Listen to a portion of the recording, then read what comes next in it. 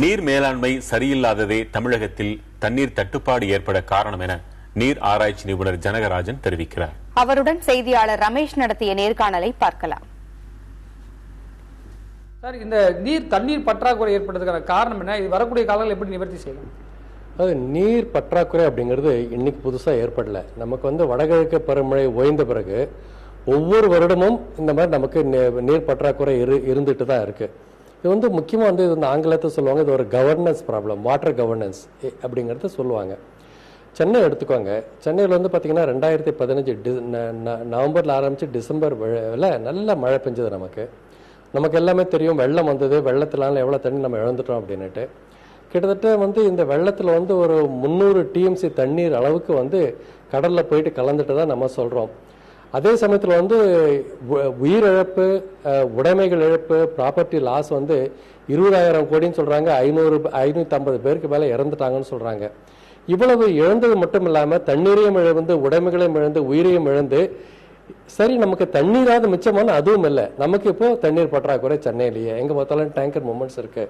So இங்கே தான் governance problem இருக்கு. நம்ம எங்கேயோ பேசிக்காக ஒரு ஒரு ஒரு ஒரு தப்பை நம்ம நிறைய பண்ணிட்டே இருக்குன்னு நம்ம நினைக்கிறேன். என்னன்னு கேட்டிங்கன்னா ஒரு வருடத்திற்கு சென்னை அதை சுற்றிப்புற இடங்களுக்கு நமக்கு தேவையான தண்ணீர் 15 டிஎம்சி தண்ணீர் தான்.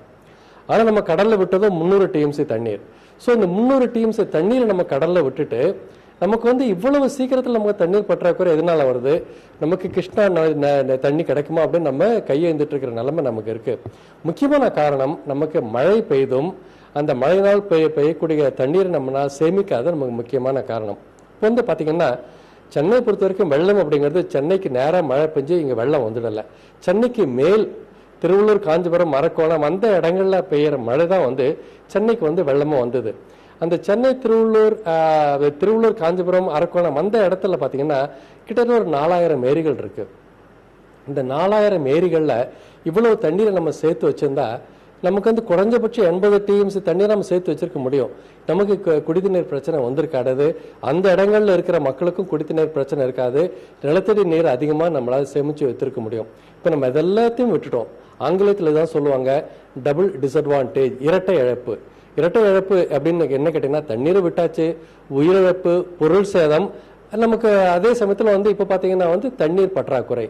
இதுக்கு இரட்டை நன்மையாக அதை நம்ம கன்வெர்ட் பண்ணணும். எப்படி பண்றது? ஏரிகளை பராமரித்து பெய்கிற தண்ணீர் அங்கே சேர்த்து வச்சா உயிரிழப்பும் கம்மியா இருக்கும், உடைமைகள் இறப்பு கம்மியா இருக்கும். அதே சமயத்தில் தண்ணீர் நம்ம சேர்த்து வச்சிருக்கலாம். இதுதான் கவர்னன்ஸ்னு சொல்லுவாங்க. இந்த மேலாண்மை, நீர் மேலாண்மைங்கிறது நமக்கு சுத்தமா இல்லை.